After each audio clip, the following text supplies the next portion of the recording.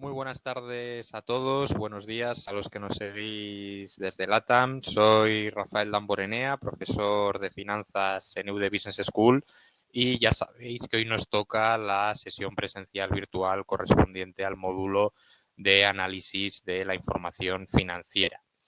¿Qué es lo que vamos a hacer en este módulo después de ese primer contacto que habéis tenido con las finanzas, con el módulo de gestión contable? Pues bueno, básicamente vamos a ver una serie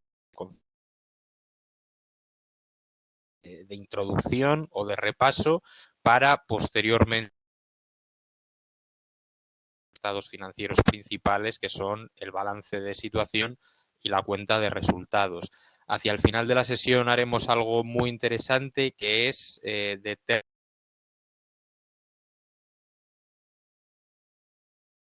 consejos que desde luego podéis aplicar en el caso práctico. Pues por si queréis aspirar a las máximas calificaciones.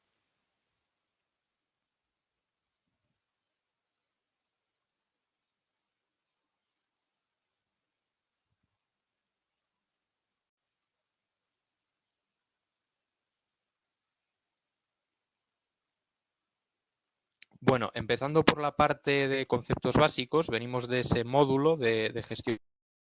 Habéis aprendido que la contabilidad es el lenguaje de los negocios, nos sirve para medir y analizar las operaciones de las empresas. Al final lo que hacemos es recopilar la información. Por lo tanto, a través de la contabilidad vamos a obtener información vital para la toma de decisiones, bien sea a nivel directivo o a nivel inversor. Esa elaboración de los estados financieros que vamos a aprender a analizar en este módulo nos puede valer para tomar decisiones a nivel interno, trabajando en una empresa, por ejemplo en el departamento financiero, pero también si estamos sopesando la posibilidad de invertir en otra compañía. Como ya habéis estudiado, la contabilidad es un lenguaje universal, aunque hay diferencias entre continentes o países, ¿no? Tenemos esos dos grandes bloques, el bloque anglosajón y el bloque europeo, pero os pongo aquí el pentagrama para deciros que, aunque haya pequeñas diferencias, es un lenguaje universal y en un mundo cada vez más globalizado, pues las diferencias son cada vez menores y lo que expliquemos aquí a la hora de analizar estados financieros aplicar a cualquier empresa de cualquier parte del mundo. Los estados financieros, por lo tanto, van a ser nuestro punto de partida como analistas. Estos estados financieros los va a emitir obligatoriamente la empresa, bien sea por normativa mercantil si es sociedad limitada o por normativa del mercado de valores si es una sociedad anónima cotizada. Estos estados financieros, por ejemplo, en el caso de las compañías cotizadas, se emiten de forma trimestral y anual. La información trimestral no es obligatoria presentar, pero la anual sí. Esto se ha cambiado hace poco, no es algo que me guste porque entiendo que debería exigirse. Por ejemplo, se le da la posibilidad a una compañía cotizada que no tiene por qué presentar sus estados financieros trimestrales, incluyendo todas las compañías presentan siempre tanto sus estados financieros trimestrales como anuales. Presenta los estados financieros trimestrales, el mercado se lo va a tomar mal, va a pensar que esa compañía tiene algo que ocultar. Tenemos, pues básicamente, el balance de situación, lo vamos a estudiar ahora, qué es lo que tengo y qué es todo lo que tengo, esos activos que tenemos en la empresa, los hemos tenido que financiar de alguna forma, bien sea con recursos propios o con recursos ajenos, hablaremos ahora de ello. La cuenta de resultados, que nos habla de la situación económica de la compañía, esa relación entre ingresos y gastos. Y tenemos un tercer estado que no vamos a ver hoy por lo limitado de la sesión, que es el estado de flujos de efectivo, que básicamente lo que hace es una relación de las variaciones de tesorería en una compañía. Es decir, la cuenta de resultados nos va a dar la relación entre los ingresos y los gastos de la empresa y eso no hay que confundirlo con la relación entre cobros y los pagos. Ya sabéis que podemos vender algo, pero no tenemos por qué cobrarlo. Imaginad que somos una empresa que se dedica a la venta de coches de segunda mano, vendemos un coche por 10.000 euros, pero sin embargo el cliente solo da una señal de 3.000 euros y el resto de la operación lo quiere financiar. En la parte de ventas nosotros nos anotaremos 10.000 euros, pero en el estado de flujos de efectivo anotaríamos solo 3.000, que son los que nos ha dejado en efectivo el cliente. Insisto, por lo limitado de esta sesión, nosotros nos vamos a centrar en el balance de situación y en la cuenta de resultados para poder analizar una compañía de forma rápida. Ya veréis que juntando estos dos estados financieros vamos a poder calcular unos ratios que son muy útiles, que son los ratios de rentabilidad. ¿Cuál es el objetivo fundamental en la preparación de los estados financieros según la norma internacional de contabilidad número 1? Pues como decíamos antes, suministrar información sobre la situación financiera, resultados del negocio, por lo tanto estamos hablando de la cuenta de resultados y el estado de flujos de efectivo para poder tomar decisiones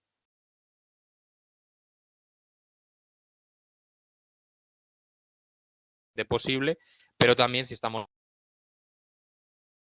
financiando o nos sirve para valorar la gestión de los recursos que están haciendo los directivos de una compañía.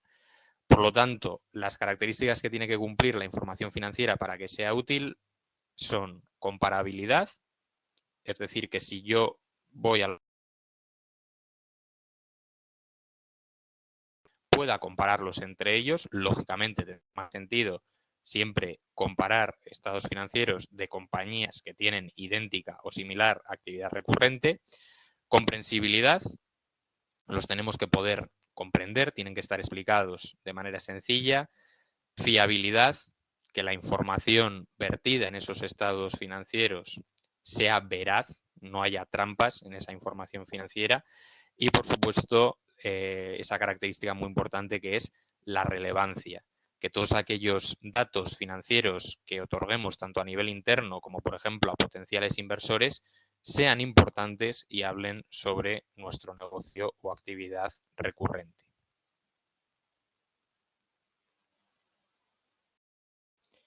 Bien, vista esta pequeña introducción, vamos a analizar el primero de los estados financieros, que es el balance de situación.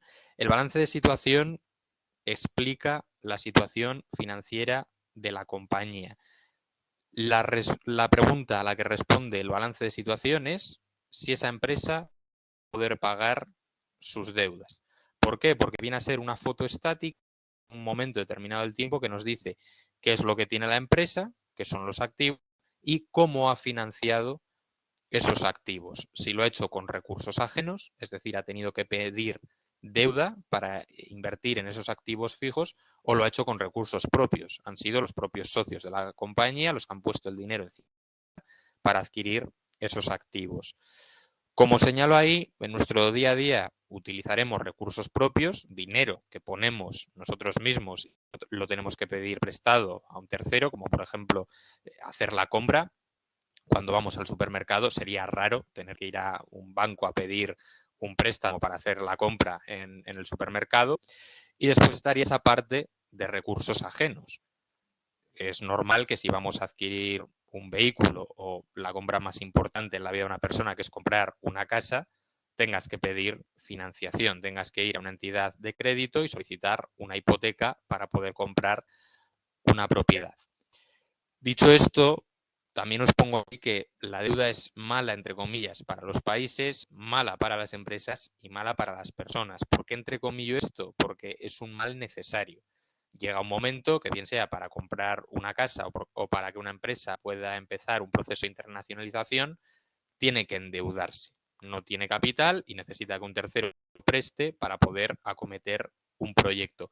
Ahora bien, es muy importante que la empresa vigile ese endeudamiento, ¿no? Esa proporción de recursos ajenos en su balance. Pongo ahí una reflexión muy buena Buffett, que de analizar empresas sabe mucho y dice, no me gusta la deuda y no me gusta invertir en compañías que tiene demasiada deuda, especialmente deuda de largo plazo. Con la deuda de largo plazo, aumentos en los tipos de interés pueden afectar a los beneficios de la compañía y hacer esos futuros flujos de caja menos predecibles. Es decir, a igualdad de condiciones, vamos a preferir siempre una empresa que esté menos apalancada, que tenga menos deuda. ¿Por qué? Porque va a entrañar menos riesgo que una que esté muy endeudada y que si suben tipos de interés, como lleva ocurriendo a uno y al otro lado del Atlántico desde 2022, esos flujos de caja futuros sean menos predecibles porque cada vez van aumentando más los gastos financieros. Por lo tanto, la deuda es mala, pero es un mal necesario. Ahora bien, será algo en lo que nos tenemos que fijar cuando analizamos una compañía. Ahí tenéis el balance de situación explicado de forma muy sencilla. Como veis, en la parte de la izquierda es el que tengo, los activos, y en la parte de la derecha, cómo he financiado esos activos. Si hemos puesto dinero a los socios o se lo hemos tenido que pedir a una entidad de crédito. Dentro del activo no corriente, que serían los activos, por así decirlo, más ilíquidos y más pensados en el largo plazo, podríamos señalar la parte de intangibles, por ejemplo, una patente que tenga la empresa, una licencia de software que necesitamos para desempeñar nuestra actividad recurrente, el inmovilizado material, podría ser nuestro edificio de oficinas, los ordenadores que tienen los trabajadores, inversiones inmobiliarias, que serían propiedades inmobiliarias que tiene la empresa para arrendárselas a un tercero, es decir, para obtener una renta. Y después estaría la parte de inversiones financieras, que no la tenéis que confundir con la de inversiones a corto plazo. Inversiones financieras sería cuando una empresa adquiere acciones de otra compañía, no tanto con el objetivo de especular o ver si se revalorizan, sino para ejercer una posición de dominio sobre otra empresa. Y en la parte del activo corriente tendríamos lo más líquido, y lo más líquido por excelencia, pues ya sabéis que es la tesorería, el dinero que tenemos en nuestra cuenta corriente en el banco. Las inversiones a corto plazo también sería algo muy líquido, pueden ser, por ejemplo, acciones o bonos que tenemos en nuestra cartera de inversiones, pero que podemos liquidar fácilmente y tener de vuelta capital. Y luego habría otras dos que serían los deudores y existencias. Deudores lo podéis llamar así, o lo podéis llamar clientes, o lo podéis llamar derechos de cobros. Es todo aquello que se han comprometido a pagarnos, pero que todavía no hemos cobrado. En el ejemplo que decíamos antes, que habíamos vendido un coche de segunda por 10.000 euros y nos habían dado una señal de 3.000, pero los otros 7.000 iban a ser financiados, pues iría en la partida de deudores. Tenemos un derecho de cobro de 7.000 euros sobre un cliente que ha decidido financiar esa parte de la operación. Y después las existencias serían ese stock que tenemos en el almacén en el momento que hacemos la foto. Soy una tienda de ropa, me dedico a vender camisetas, hay X camisetas que no se han vendido, pues en el momento de hacer la foto reflejaré el valor de esas existencias en el activo corriente. Y finalmente, todo esto que tengo ha tenido que salir de algún lado. Insisto, hemos puesto nosotros el dinero o lo han puesto terceros. Si lo hemos puesto nosotros, estaría englobado dentro de los recursos. Por ejemplo, el capital social sería el dinero, ¿no?, que hemos puesto para que eche a andar la compañía. Si esa compañía va teniendo beneficios, esto se irá reflejando en la parte de los resultados. Y en la sección de recursos ajenos tenéis tanto pasivo corriente como no corriente. Pasivo no corriente sería esa deuda financiera a largo plazo. En el caso de las personas sería, por ejemplo, una hipoteca, un préstamo que igual devolvemos en 30 años. Y en el pasivo corriente tendríamos deuda financiera a corto plazo, préstamos que hemos pedido y que tienen un vencimiento de no más de 12 meses, y esa parte de proveedores, es decir, empresas externas a las que les tenemos que comprar pues ciertos materiales para nosotros poder desempeñar nuestra actividad recurrente. Eso sería el balance de situación. Fijaros, todavía no hemos visto ningún ratio para el balance, pero os lanzo ahí una pregunta. A simple vista, ¿Cuál de las dos compañías pensáis que tiene mejor posición financiera? ¿La empresa A o la empresa B? Pensad que esos números son unidades monetarias, me da igual que sean millones de dólares que millones de euros, pero ¿cuál pensáis que tiene mejor situación financiera? Sin haber visto todavía ningún ratio. A ver si me podéis decir, lo podéis, si sois tan amables.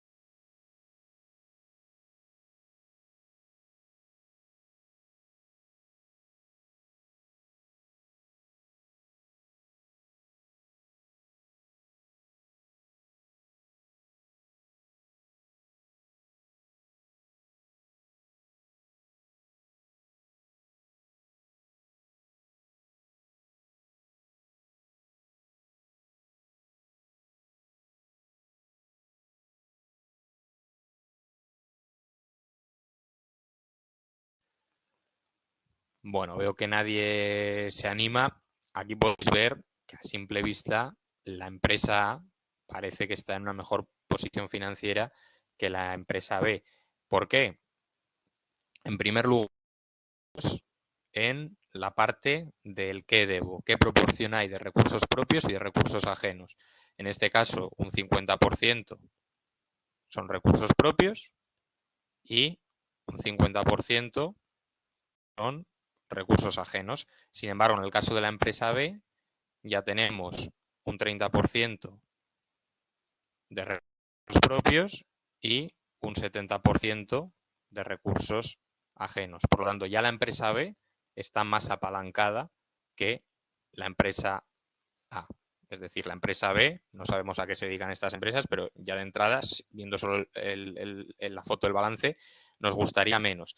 Pero fijaros también en esta tesitura. La empresa A, en el activo corriente, todas esas partidas de existencias, deudores, inversiones a corto plazo, caja, que hablábamos hace unos minutos, suman 50 unidades monetarias, por lo tanto, tiene dinero más que de sobra para hacer frente a sus obligaciones a corto plazo. Es más, liquidar todo ese activo corriente, acabar de vender las existencias, que los clientes le pagasen, deshacer sus inversiones, sacar todo el dinero que tienen, utilizarlo para neutralizar sus obligaciones a corto plazo y todavía le seguirían sus necesidades monetarias como para hacer frente a su deuda de largo plazo, por si se quiere seguir desapalancando. Sin embargo, la empresa B parece que tiene algún problema. 30 unidades monetarias a corto plazo para hacer frente a 40 monetarias en la parte del pasivo corriente. Por lo tanto, hay 10 unidades monetarias que no son satisfechas por lo que tenemos más líquido, ¿no? En la cuenta corriente, en inversiones a corto plazo, existencias, clientes. Cuando esto ocurre, que es una situación de desequilibrio financiero, aunque luego a esto le vamos a poner matices, tenemos un problema, porque al final el que nos le debemos dinero nos lo va a exigir y lo tendremos que sacar de algún lado. Si no hay liquidez, muy probablemente tengamos que empezar a deshacernos de activos estratégicos de largo plazo para obtener liquidez y poder hacer frente al pago de esas obligaciones a corto plazo de la empresa. Ya veis que la liquidez para una compañía es como el oxígeno para una persona. Aquí vamos a estudiar esto desde dos puntos de vista, la liquidez y la solvencia. Son muy similares porque al final las dos nos hablan de capacidad para hacer frente a las obligaciones. En el caso de la liquidez, lo que estudiaremos es la capacidad para hacer frente a las obligaciones a corto plazo. Señalo que sin liquidez, pues una empresa,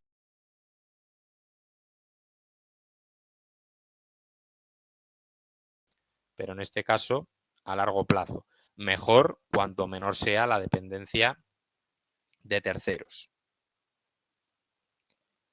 Primer concepto para estudiar la liquidez es el de fondo de maniobra, que seguro que a alguno suena de la carrera, y que simplemente es esa diferencia entre activo corriente y pasivo corriente, ¿no? Que hemos visto en este ejemplo sencillo de la empresa A y la empresa B. Se dice que si el fondo de maniobra está por encima de cero, es una situación de equilibrio financiero, es decir, con lo que tienes a corto plazo, pues, corrientes, y si está por debajo de cero es una situación de desequilibrio financiero, como veíamos con la empresa B.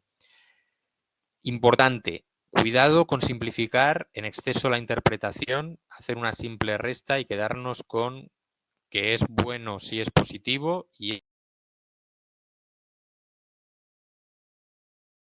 negativos buenos. Vamos a verlo con unos ejemplos para que entendáis que siempre tenemos que dar un paso más y no quedarnos en la superficie.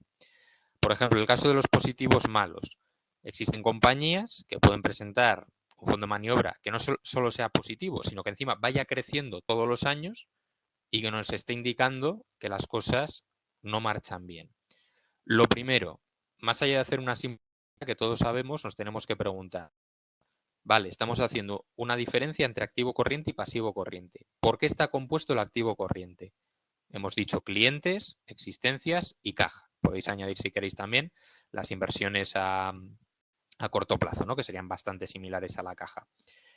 Segunda pregunta, ¿qué pasa si las partidas que están aumentando en el activo corriente y explican ese fondo de maniobra positivo son clientes y existencias? Cada vez tengo más derechos de cobro sobre clientes, puedo tener un potencial problema de morosidad, que se me están ahí acumulando clientes que no me pagan. Y al final el objetivo de cualquier empresa es transformar las ventas en dinero efectivo, ¿no? En dinero líquido. O imaginad que están aumentando también, además de clientes, existencias. Pues tengo clientes que no me pagan o cada vez se demoran más en pagarme y tengo producto en el almacén que no se está vendiendo. Pues esto a mí, desde luego, como empresa no me gustaría nada, porque ¿por qué no se está vendiendo esa mercancía? ¿Es porque el precio que pongo es muy elevado? ¿Es porque me dedico a un sector que depende mucho de la consumidor y desgraciadamente ha pasado la hora de mi producto y ya nadie me lo va a comprar? Imaginad esto, por ejemplo, en el caso de una empresa de semiconductores, te dedicas a la fabricación de chips, se te empiezan a acumular chips en el almacén y llega un momento que aparece una tecnología superior a la de tus chips y ya no es que puedas venderlos con descuento ni siquiera regalarlos, es que nadie va a querer esos chips porque ya ha aparecido una tecnología. Por lo tanto, cuidado, porque estas dos partidas pueden ser peligrosas y son las que esperan mayoritariamente que el fondo de maniobra sea positivo. Os digo, ¿esto tiene una letra positiva? Pues para nada. Un ejemplo fueron las constructoras, pues España, durante la burbuja inmobiliaria o la crisis financiera de 2008. Mirad, os pongo el ejemplo de una compañía española, una promotora inmobiliaria que se llamaba, que como veis pues se dedicaba a la construcción de viviendas, era una compañía que cotizaba en bolsa y bueno, ya veis los titulares finales, ¿no? Llegó a ser en su momento la mayor liquidación de la historia de España por toda la deuda que atesoraba. Sin embargo, si nos íbamos a ver el balance de situación de Martín Safadesa y nos quedábamos en lo sencillo, en calcular el fondo de maniobra, si hacíamos la diferencia entre el activo y el pasivo corriente, veíamos que no analice nada más, diría, ok, pues perfecto, yo he hecho aquí una resta, me sale que el fondo de maniobra es positivo y encima de 2.173 millones de euros, pues eso quiere decir que la empresa está en equilibrio financiero. Es más, tiene incluso recursos ociosos. Pero si nos ponemos las gafas de analistas y somos un poco más minuciosos, veríamos que de esos 9.028 millones de euros que hay en el activo corriente, 8.360 millones de euros eran existencias. Las existencias, en el caso de una constructora, van a ser casas, edificios, plazas de aparcamiento, es decir, más del 80% de las construcciones. Yo os pregunto qué liquidez tiene una casa y sobre todo cómo esa casa. Es lógico que una promotora, fruto de su actividad recurrente, registre estos activos como existencias, porque es lo que se dedica a vender, pero estaréis de acuerdo conmigo en que las casas, las plazas de aparcamiento, los edificios, no son activos líquidos. Pueden tardar mucho tanto en comprarse como en venderse. Por lo tanto, habría que preguntarse si en algún momento necesita liquidez de forma urgente, ¿podría vender rápidamente todos esos edificios? Y la segunda cuestión, ¿el valor que reflejan esos edificios es real o es una valoración más propia de un entorno de burbuja donde los precios no hacen más que subir? Así que aquí las preguntas serían, ¿qué pasa si Martín Safadesa no consigue vender esas casas o venderlo al precio que ellos quieren porque el valor que están reflejando es el propio de una burbuja? Tan solo un año después, en 2008, fijaros cómo cambia la película. Los activos corrientes, 6.304 millones de euros, y ahora el pasivo corriente es de 7.425. Es decir, aquí ya sí vemos que hay una situación de desequilibrio financiero. Sin embargo, nosotros en 2007 ya podríamos haber empezado a sospechar que ese balance no era muy sano y que la principal partida eran existencias poco líquidas y que no sabíamos si estaban bien valoradas.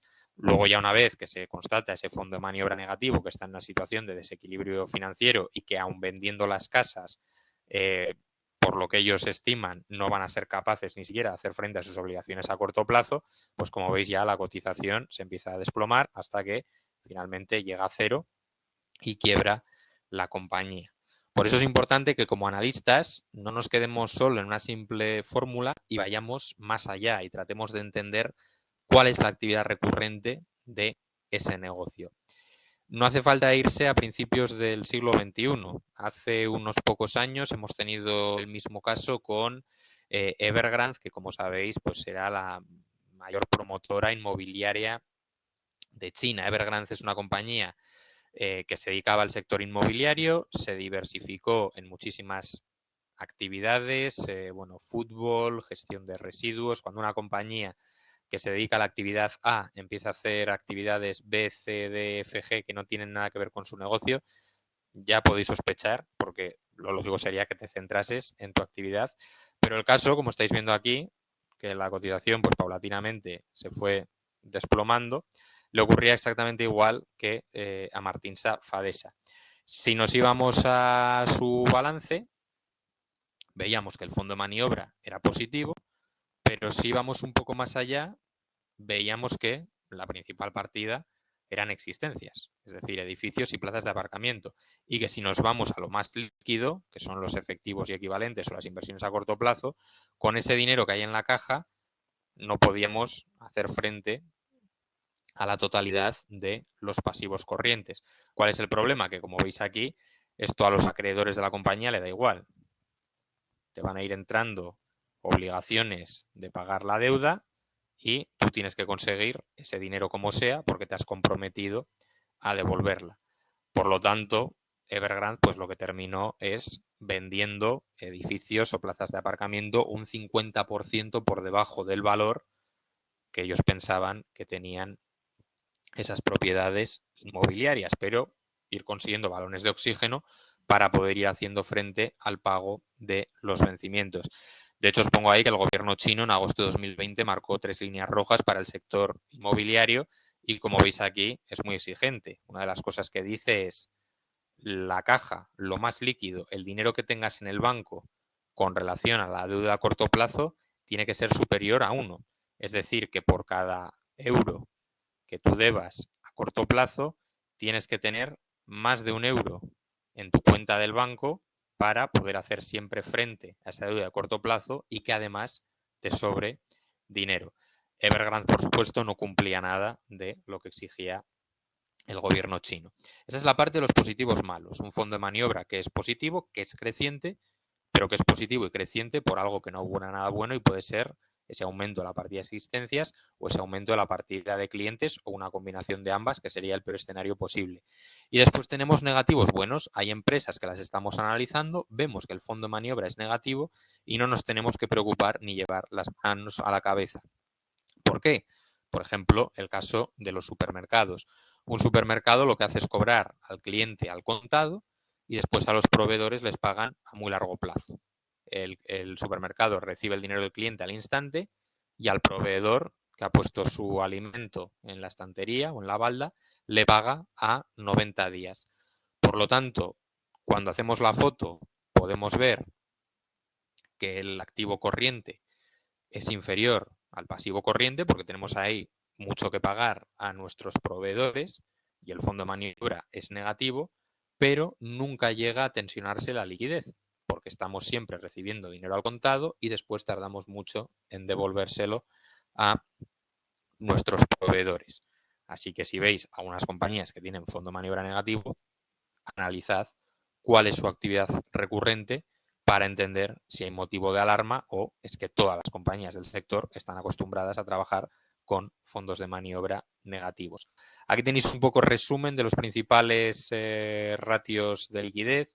El fondo de maniobra, que ya lo hemos visto, no es el indicador que más me guste, porque al final tú calculas un fondo de maniobra y sale positivo de 50 millones y dices, bueno, ¿y un fondo de maniobra positivo de 50 millones es mucho o es poco? Hay gente que lo pone con relación a las ventas para tratar de darle cierta dimensión, pero al final os quiero decir que es un indicador bastante estático.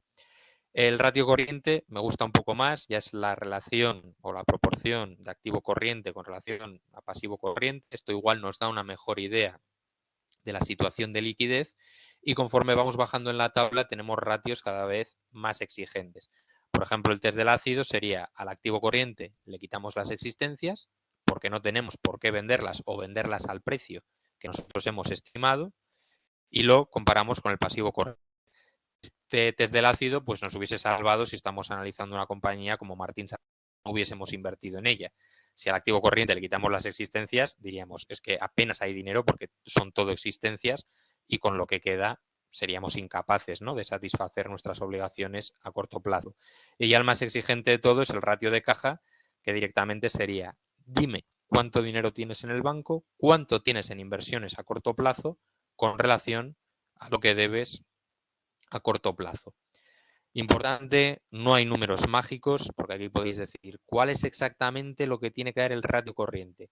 Tendréis que comparar los ratios de la compañía que estáis estudiando con otras compañías similares de su mismo sector o de idéntica actividad recurrente para saber pues, si los ratios son mejores o peores que la media de esas compañías. Aquí ya veis que si nos hubiésemos quedado en el fondo de maniobra con Evergrande o con Martín Safadesa, nos hubiese llegado a error y sin embargo si hubiésemos sido muy exigentes y nos hubiésemos ido al ratio de caja, pues habríamos descubierto fácilmente que no iba a tener dinero para hacer frente a sus obligaciones a corto plazo. Y después para analizar la solvencia, pues podéis utilizar diferentes ratios. Tenéis el apalancamiento financiero, que sería esa división entre el total de activos y el patrimonio neto. Por ejemplo, si hacéis este cálculo y os da una lectura de 2, significaría que por cada 2 euros de activo, 1 euro es dinero que han puesto los accionistas y otro es dinero de terceros. Lógicamente, cuanto mayor sea el apalancamiento, mayor riesgo financiero va a tener. También podéis utilizar el ratio de endeudamiento, que era el que veíamos al principio con las empresas A y B. Es decir, podéis dibujar el balance y si aquí son 30 unidades monetarias y en la parte de deuda son 70, decís, oye, pues un 30% son recursos propios y un 70% son recursos ajenos. Es decir, esto parece que es una compañía que está bastante endeudada. Es decir, podéis estudiar pues, esa estructura, ¿no?, del neto pasivo. Os pongo aquí un ejemplo de empresa internacional y española que tiene una gestión financiera excelente, como es el caso de Inditex. Inditex, si analizamos lo más exigente, que sería el ratio de caja, bueno, veis que al principio estaba por debajo de la unidad, pero paulatinamente está de forma sistemática por encima de la unidad. De hecho, si sigo, pues bueno, este puntito lo podríamos subir aquí. Quiere decir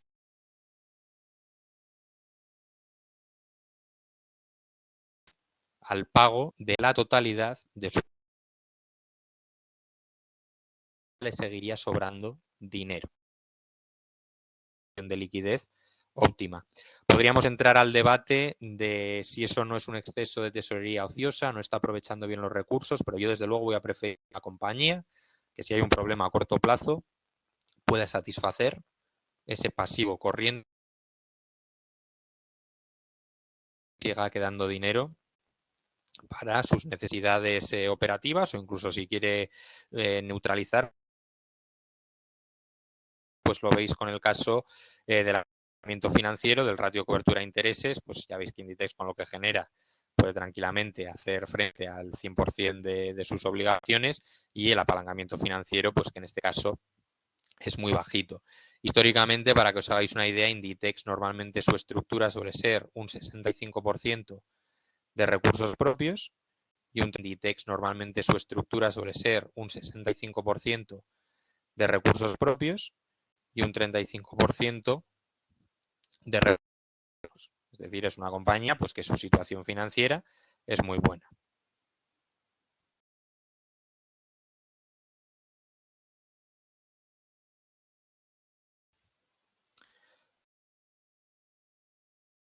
A pasar a la cuenta de resultados, aquí nos tenemos que fiar de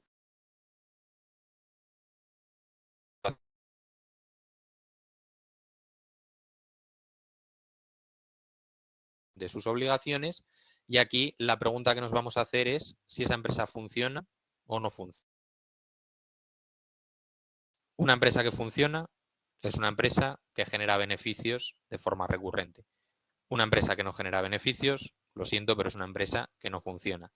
Podemos poner matices. Es normal que una empresa pequeña, una startup que acaba de al mercado, los primeros años tenga pérdidas. Ahora bien, llega un momento que no se pueden mantener de forma indefinida en el tiempo, porque si no hace más que tener pérdidas, llegará un momento que haya que fijar una cuantía máxima o un límite temporal para cerrar la empresa. Por lo tanto, las empresas que sobreviven, las que funcionan, son las que presentan beneficios de forma recurrente. Por lo tanto, la cuenta de resultados nos va a explicar la situación económica y nos va a hablar de esa relación entre ingresos y gastos. La cuenta de resultados es una cascada donde partimos de las ventas asociadas a los productos y servicios, y a partir de ahí las vamos penalizando. A las ventas le quitaremos los costes asociados a las ventas y obtendríamos el beneficio bruto. Después le quitaríamos los gastos asociados a la actividad recurrente de la compañía, como puede ser, por ejemplo, el alquiler del edificio de oficinas o los salarios de los empleados, y llegaríamos al EBITDA, que es el beneficio antes de intereses, impuestos y amortizaciones.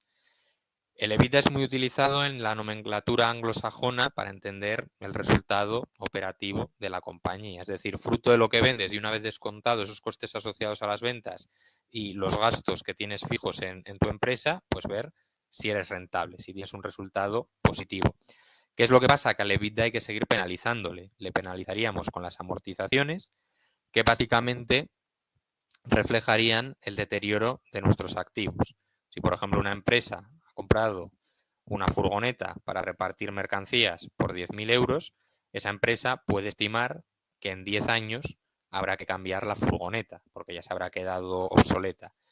Pues, ¿qué es lo que meteríamos en esa línea de amortizaciones? Pues una amortización cada año de 1.000 euros. Es importante que entendáis que la amortización no supone una salida de caja de la compañía. Es decir, esto no quiere decir que salgan 1.000 euros todos los años del banco. Lo que quiere decir es que de una forma tenemos que reflejar que un activo en el que hemos invertido se va depreciando por el uso, y en la parte de amortizaciones lo que podemos hacer es minorar el EBITDA, minorar nuestro beneficio para pagar menos impuestos. Es una especie de escudo fiscal. Usted ha invertido en un activo para generar riqueza, ese activo se deprecia, yo le dejo reflejar esa depreciación en la cuenta de resultados para que usted pague menos impuestos. Una vez quitadas las amortizaciones, tendríamos el EBIT, el beneficio antes de intereses e impuestos. Si estamos endeudados, habrá que pagar los correspondientes intereses. Si no estamos endeudados, pues será una maravilla, porque entonces no tendremos gastos financieros. Y ya por último quedaría el beneficio antes de impuestos. ¿Qué es lo que pasa? Que si en esta línea tenemos un beneficio, aparece un socio que solo aparece cuando ganamos dinero, que es Hacienda, que va a decir, oye, yo quiero mi parte del pastel. Ahí la empresa pagará el correspondiente impuesto de sociedades, y ya finalmente llegaremos al beneficio neto, que es esa cantidad que la compañía puede decidir qué es lo que hace con ellas, como por ejemplo, señalo aquí, repartir dividendos. Es algo que podrías hacer, oye, he tenido este beneficio neto, pues ahora voy a repartirlo entre los socios de la empresa en forma de dividendos. ¿Qué es lo que tenemos que mirar en una cuenta de resultados? Así como en el balance mirábamos esa capacidad para hacer frente al pago de las obligaciones a corto plazo si la compañía está muy apalancada. Pues básicamente nos gustará ver esto, que crezcan las ventas, que crezca el resultado de explotación y que crezca el beneficio neto. Si vemos que los ingresos son irregulares, a veces más, a veces menos, el resultado de explotación es irregular, los beneficios, a veces hay beneficios, a veces hay pérdidas, será una compañía que ya su situación económica no nos llame mucho la atención, ¿no? Todo esto hablando desde un prisma inversor. Por lo tanto, ver si crecen los ingresos, si hay consistencia en los beneficios y otra cosa que tenéis que mirar es si aparecen de forma recurrente resultados extraordinarios. ¿Qué son los resultados extraordinarios? Suelen aparecer antes del resultado de explotación como otros resultados y es algo que no es fruto de la actividad recurrente de la compañía. Para que lo entendáis de forma sencilla, os pongo un ejemplo.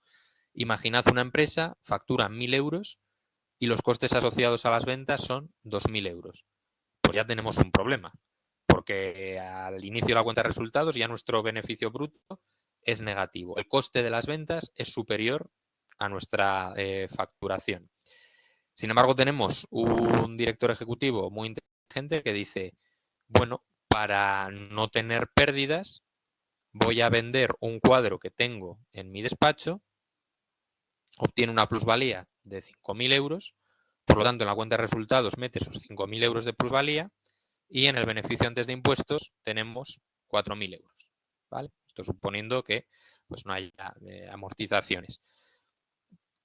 Es decir, tenemos una empresa que desde el principio, fruto de su actividad recurrente, está en pérdidas, pero por algo que no tiene nada que ver con su actividad, como es que el CEO haya vendido un cuadro que tiene en su despacho, acaba presentando un beneficio antes de impuestos de 4.000 euros.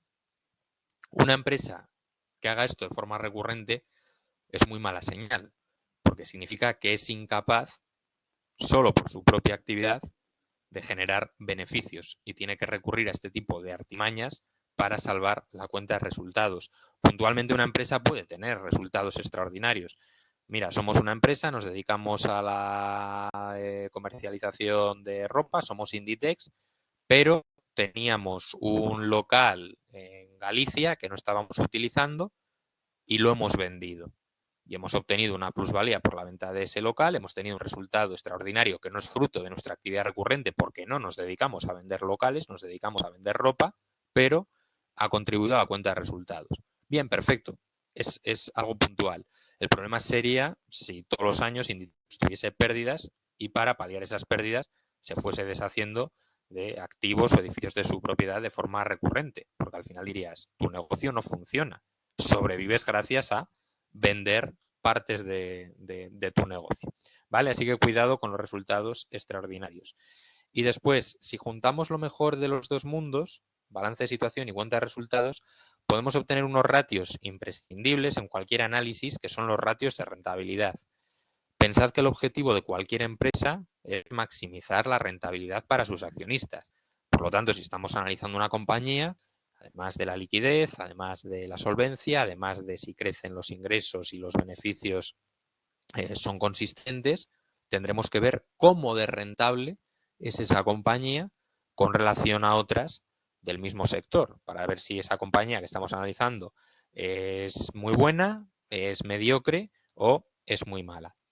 El primer ratio de rentabilidad que vamos a estudiar es la rentabilidad del negocio con independencia de cómo se financie. Esto es el retorno sobre los activos.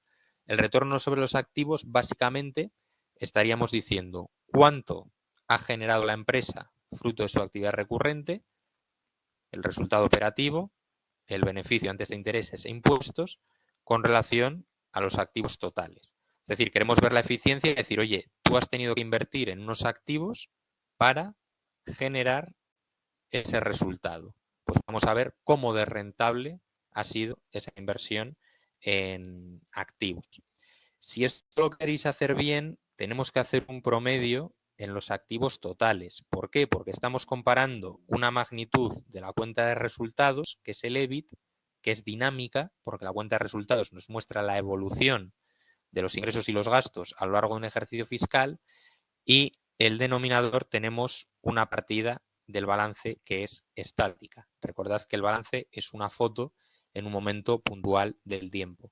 Por lo tanto, si a estos activos les queremos dotar de un carácter dinámico, lo que hacemos es un promedio. Si estamos calculando el ROA en 2023, por ejemplo, pues haremos el promedio de los activos de 2023 más los activos de 2022 y entre dos. Una vez tenemos ya un carácter dinámico, lo podemos comparar con el EBIT. Eso sería la forma de hacerlo correcto, ¿vale? Para que tenga sentido y estemos comparando una película con una película y no una película con una foto. Tenéis las fórmulas de DuPont, que bueno, no es necesario que las estudiéis, pero sí que las conozcáis, porque la fórmula de DuPont nos permite segmentar los ratios de rentabilidad y así ver dentro de esa rentabilidad qué es lo que aporta, por ejemplo, el margen operativo y qué aporta la rotación de activos. Al final ya veis que si simplificamos llegamos a esta fórmula, EBIT entre activos totales medios, pero podríais ser más precisos y decir, oye, el ROA está explicado principalmente por el margen o el ROA está explicado principalmente por la rotación de activos, que es la eficiencia con la que la compañía está utilizando sus activos para generar ingresos. Después tendríamos el ROE, que es el más popular, que sería directamente la rentabilidad para el accionista. De nuevo estamos comparando un beneficio, en este caso el beneficio neto, nos acordamos que era el que estaba en la última línea de la cuenta de resultados, con relación al patrimonio neto. Es decir, con relación a lo que hemos puesto los socios encima de la mesa, dime cuánto dinero hemos generado. De nuevo tenemos el mismo problema. El beneficio neto es una magnitud dinámica de la cuenta de resultados y el patrimonio neto es una magnitud estática del balance de situación. Por lo tanto, si al patrimonio neto le queremos dotar de un carácter dinámico para poder compararlo con el beneficio neto, deberíamos hacer el promedio pues, de los dos últimos patrimonios que tengamos, el de 2023 y el de 2022. ¿Vale? Y así obtendríamos la rentabilidad para el accionista. De nuevo, si queréis ver qué es lo que aporta al ROE cada una de las partes, lo podéis descomponer de esta forma con la fórmula de DuPont. Así podéis ver qué parte explica la fiscalidad, es decir, el impuesto de sociedades que sea más ventajoso en función del país donde esté la compañía. Tenéis aquí la política financiera y después dos elementos que estaban incluidos en el ROA, como es el margen operativo y la rotación de activos. De nuevo, si simplificamos todo, tendríamos que es el beneficio neto con relación a los fondos propios medios o patrimonio neto medio. ¿Cuál es el problema del ROE? Que si la compañía está muy apalancada, a nada que tenga un beneficio mínimo, va a tener una rentabilidad que nos va a llamar mucho la atención. Imaginad una empresa que 99 unidades monetarias son de deuda y una triste unidad monetaria es de recursos propios. Claro, va a ser esta unidad monetaria la que vaya en el denominador, en el patrimonio neto.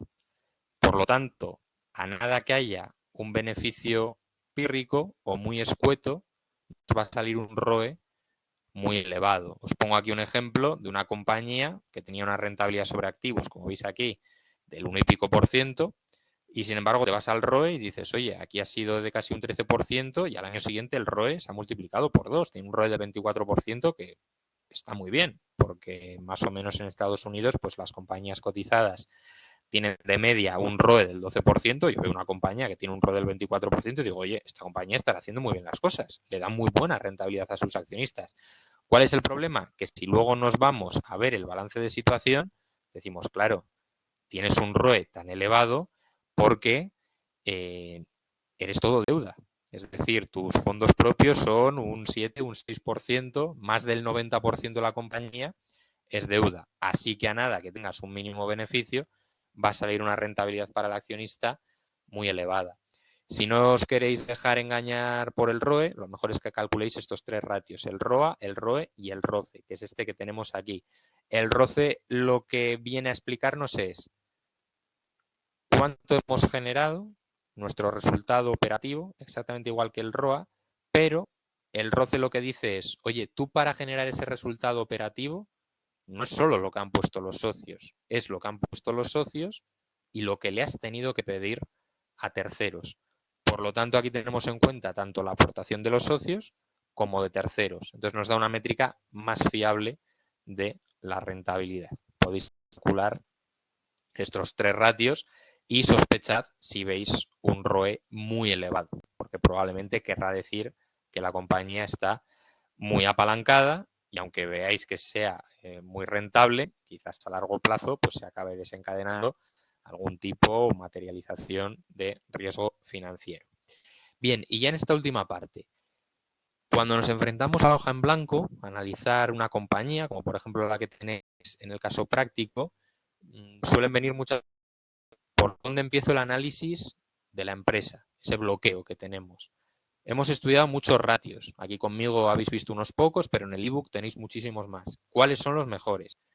¿Es mejor un análisis financiero exhaustivo o hacer algo más sencillo apoyándonos en una batería de 6 ratios? ¿Qué soluciones pueden presentar, podemos dar a los principales problemas que se presenten en una empresa? Pues bueno, esto es lo que vamos a ver un poco en esta sección. Yo lo que os recomiendo es que tengáis siempre una metodología de análisis automática, que no vayáis variando el análisis en función de que os acordéis de unas cosas u otras, sino que tengáis una especie de guía para, con independencia de la compañía que estéis analizando, digáis, yo siempre analizo las compañías de la misma forma. A mí una propuesta que me gusta mucho de analizar compañías para en 5 o 10 minutos tener un diagnóstico rápido de una empresa es la metodología que propone el autor Joaquín Puerta en su libro El secreto para interpretar balances de un vistazo, el cual os recomiendo a aquellos que tengáis más interés por la parte de finanzas y que por supuesto también recomiendo a todos los alumnos, no solo de finanzas, sino de MBA, de marketing, de comercio y de otras especializaciones. Viene todo explicado de forma muy sencilla, con muchos ejemplos y al final del libro pues aprendes a hacer análisis rápidos. Yo le hago un poco de spoiler aquí al autor porque os pongo directamente la metodología que le explica en el libro. Él dice, siempre que vayamos a analizar una empresa, lo primero que nos tenemos que preguntar es lo lógico, si tiene beneficios o tiene pérdidas. ¿Por qué? Porque si tiene beneficios, nuestro análisis va a ir destinado a buscar o explicar por qué es rentable esa compañía, y si tiene pérdidas, nuestro análisis era encaminado a entender por qué esa compañía presenta pérdidas. Vamos a suponer que la compañía tiene beneficios como la de nuestro caso práctico. Lo segundo será explicar si el beneficio está en riesgo. ¿Cómo se determina eso? Con el margen neto, que es el cociente del beneficio neto y las ventas. Y suele ser expresado siempre en forma porcentual. Lógicamente, cuanto mayor sea el margen, en menor riesgo estará el beneficio. Una empresa como Ferrari, que tiene un margen neto del 24%, significa que al año siguiente las ventas tendrían que caer más de un 24% para que, a igualdad de condiciones, Ferrari entrase en pérdidas. Por lo tanto, cuanto más elevado sea el margen, en menor riesgo estará el beneficio. En tercer lugar, nos tenemos que preguntar por el origen del resultado, si es del negocio o extraordinarios. Nos van a gustar compañías que su resultado, su beneficio, sea fruto de la actividad recurrente. No queremos la empresa que tiene que vender un cuadro para poder presentar beneficios a los accionistas. En cuarto lugar, crecimiento de las ventas. ¿Crecen las ventas con relación al año anterior o decrecen? Y de la misma forma, ¿crece el beneficio con relación al año anterior o decrece? Importante, si veis que la tasa de crecimiento del beneficio es superior a la tasa de crecimiento de las ventas, punto positivo para la empresa. Eso es lo que se denomina crecimiento de calidad. Seguimos avanzando y nos vamos al balance. Vamos al activo corriente. ¿Hay alguna partida sobredimensionada? Por ejemplo, partida de clientes, partida de existencia. Es decir, ¿hay alguna partida peligrosa que no sea indicativo de nada bueno? lo miramos. Estudio la rentabilidad, lo acabamos de ver, cómo de rentable es esa empresa para poder compararla con otros competidores y después se estudia la liquidez. El autor Joaquín Puerta recomienda el fondo de maniobra, que es lo más sencillo. Yo mi recomendación es que utilicéis ratios de liquidez más exigentes, como puede ser el test del ácido o el ratio de caja, o que directamente vayáis a algo más dinámico, como hacéis en el caso práctico, y que es ver esa relación entre el periodo medio de cobro y de pago, es decir, ratios de eficiencia. ¿Cuánto estamos tardando en cobrar de nuestros clientes y cuánto tiempo tardamos en pagar a los proveedores? Y finalmente, pues podéis mirar la solvencia viendo un poco la relación de recursos propios o deuda con relación al neto pasivo total, como hacíamos con esa empresa A o B. Os dejo aquí una tabla con los principales problemas que se pueden presentar y soluciones y vamos a ver de forma muy sencilla cómo analizar una compañía. Nos enfrentamos a la cuenta de resultados. Primera cosa que tenemos que mirar es si la compañía tiene beneficios o pérdidas. Decimos, ok, esta compañía tiene unos beneficios de 676 millones de euros. Orientación inicial del análisis a explicar por qué tiene beneficios. ¿Tiene beneficios? Lo segundo que nos tenemos que preguntar es, ¿está en riesgo ese beneficio? Calcularemos el margen neto, que será el cociente entre el beneficio neto y las ventas. Nos sale un margen neto del 12,02%. ¿Esto es mucho o es poco? Pues depende. Si las mismas compañías en nuestro sector que se dedican a lo mismo que nosotros tienen márgenes netos del 6% y la nuestra tiene del 12%, lo estamos haciendo genial. Si en nuestro sector las compañías operan con márgenes netos del 24% y nosotros tenemos del 12%, algo estamos haciendo mal nosotros. En tercer lugar, miramos que no haya resultados extraordinarios. Como veis, no os he puesto nada en la cuenta de resultados que sea indicativo de que hemos hecho u obtenido una ganancia con algo que no tenga que ver con el negocio. Y después ya vamos a esa parte más cuantitativa para ver que efectivamente crecen las ventas y lo tengo una tasa del 24,5 para ver que efectivamente crecen las ventas y lo tengo una tasa del 24,5% y crece el beneficio y lo hace a una tasa de crecimiento del 29,5%. Tasa superior a la tasa de crecimiento de las ventas, como hemos dicho antes, estamos hablando de un crecimiento de calidad. Y después nos vamos al balance y seguimos mirando. ¿Hay alguna partida sobredimensionada? Pues aquí le podemos poner la primera bandera roja a esta empresa. Vemos que la partida de clientes era la que más pesaba aquí y no solo ha aumentado, sino que sigue siendo la que más pesa tanto dentro del activo corriente como en general. Ya veis que en el activo corriente la partida de clientes supone un 81%. Por lo tanto, habrá que preguntarse por qué se nos están acumulando tantos clientes, si es que empieza ya a haber un potencial problema de morosidad. Calculamos el fondo de maniobra, en este caso nos sale que es positivo, pero le pongo un asterisco. ¿Por qué? Porque decimos, vale, el fondo de maniobra es positivo, pero viene explicado por una partida que a mí me preocupa y es la partida de clientes. Estudiamos la solvencia y de nuevo ponemos una bandera roja. Decimos, oye, solo un 15% son fondos propios. Fijaros que tenemos un 716 millones de patrimonio neto con relación a un neto pasivo de 4.063, que sería la deuda, más 716, que sería el patrimonio neto. Por lo tanto, los fondos propios en el neto pasivo pesan un 15%. Esta compañía está bastante apalancada. Y después calcularíamos los ratios de rentabilidad, una rentabilidad sobre activos magnífica y un ROE que nos sale de triple dígito y le ponemos asterisco porque decimos, claro, sale un ROE tan alto, ¿por qué? Porque la compañía está muy apalancada. Al estar muy apalancada y tener muy pocos fondos propios, a nada que tenga un beneficio mínimo, va a salir una rentabilidad para el accionista muy elevada. Os pongo aquí un poco el resumen.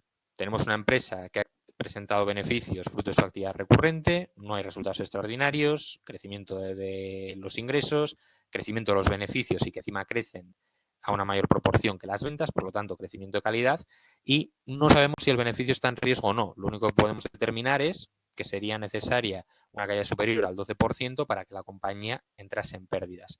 habría que poner este margen neto en contexto con otras compañías del sector. De lo que no nos gusta, decimos, llama la atención la partida de clientes, es el 81% del activo corriente, y sí, el fondo de maniobra es positivo, pero se ha deteriorado, y es que además viene explicado por una partida pues que no augura nada bueno, que esté creciendo constantemente, que es la de clientes. Si esto fuese como el caso práctico y os dirían, oye, sois el director financiero, ¿esta empresa podría emprender un nuevo proyecto? Diríais, cuidado, está excesivamente endeudada. Si va al banco a pedir financiación, le van a decir, oye, a ver si estos clientes no te van a pagar y te genera un problema de liquidez, pero es que además solo tienes un 15% de recursos propios, el resto es deuda. Seguir dándote deuda, a mí como entidad de crédito, me preocupa. ¿Vale? Entonces tendríamos que buscar soluciones pues para reducir esta partida de clientes, no sé si recurrir a alguna solución tipo factoring, donde a un banco le vendes tu cartera de clientes por menos de lo que realmente vale, obtienes ese dinero al instante y ya será el banco el que se encargue de cobrar a esos clientes. Y luego, no sé, aquí esto es un poco imaginación al poder, pues podríamos mirar, oye, en esta partida de otros pasivos a corto plazo, igual fuimos muy optimistas pidiendo préstamos a 12 meses y necesitamos refinanciar a largo plazo para reducir el pasivo corriente y no tensionar tanto la liquidez por si esos clientes terminan por no pagarnos. Pues bueno, aquí ya cada uno puede proponer diferentes soluciones. Pero que ya veis que con pocas cosas se puede hacer un análisis de compañía. Finalmente os dejo ahí un vídeo de interés de José María Díaz Vallejo, que trabaja como en Bestinver, es decir, esta es una persona que se dedica constantemente a analizar compañías que cotizan en bolsa para detectar buenas empresas e invertir en ellas. Ese vídeo es muy bueno porque explica qué factores hay que tener en cuenta para analizar una empresa. Esto os lo dejo a modo didáctico para que lo veáis con calma, pero sí que entendáis la dimensión de un análisis, lo profundo que puede llegar a ser y todas las cosas que nos podemos llegar a plantear. Dice además al final del vídeo una reflexión que me gusta mucho, que es que entender implica superar la numeritis. Según nos dan nuestros estados financieros, todos empezamos a hacer cálculos y realmente cualquier número por sí mismo no significa nada. Habrá que contextualizarlo. Acordaros de Martín Safadesa o de Evergrande. Todas las herramientas cuantitativas tienen que estar siempre al servicio del conocimiento cualitativo. Es importante entender que una empresa no son solo números, sino que son personas, hace una determinada actividad y tenemos que tratar de entender esa actividad. Os dejo algunas pequeñas pautas para el caso práctico, dudas que os suelen surgir. Por ejemplo, soléis preguntar mucho, claro, los ratios de eficiencia, como hemos visto en clase, estamos comparando magnitudes del balance con magnitudes de la cuenta de resultados. Por lo tanto, a las magnitudes del balance, a los clientes o a los proveedores, hay que darles un carácter dinámico y hay que hacer promedio. En el ejercicio 2016 utilizas 2016 y 2015 para hacer promedio. En el 2015 utilizas 2015 y 2014 para hacer promedio. Pero en 2014 no tenemos datos del ejercicio 2013. Por lo tanto, no lo dejéis en blanco. Calculadlo sin necesidad de hacer promedio, utilizando simplemente los clientes de 2014 o los proveedores de 2014. Y después, muy importante, tenéis que comentar la evolución del periodo medio de cobro y de pago en base a lo que habéis calculado en el primer apartado. Tendréis que realizar un diagnóstico, decir, oye, en base a los resultados que hemos obtenido en el primer apartado, esta compañía está bien o esta compañía está mal. Y en el caso de que esté mal, de que hayamos detectado algo negativo, habrá que proponer recomendaciones operativas para que el día de mañana pues, esa empresa no tenga un problema más grave o directamente tenga que echar la verja. Fundamental, el equipo de tutores valoraremos muy positivamente que utilicéis otros ratios que hemos explicado, tanto en clase como los que tenéis reflejados en el ebook, para dar una visión global. El primer apartado es calcular la evolución, dar un diagnóstico y recomendaciones operativas, pero al principio del ejercicio los